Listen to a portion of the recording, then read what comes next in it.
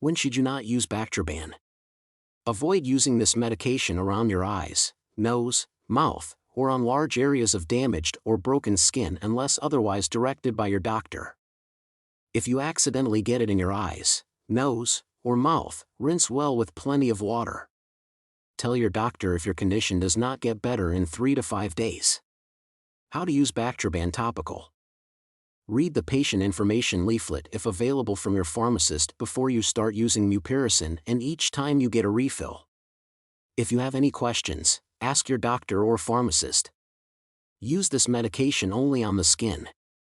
Clean and dry the affected area first. Then apply a small amount of ointment to the area as directed by your doctor, usually 3 times a day. You may cover the treated area with a bandage.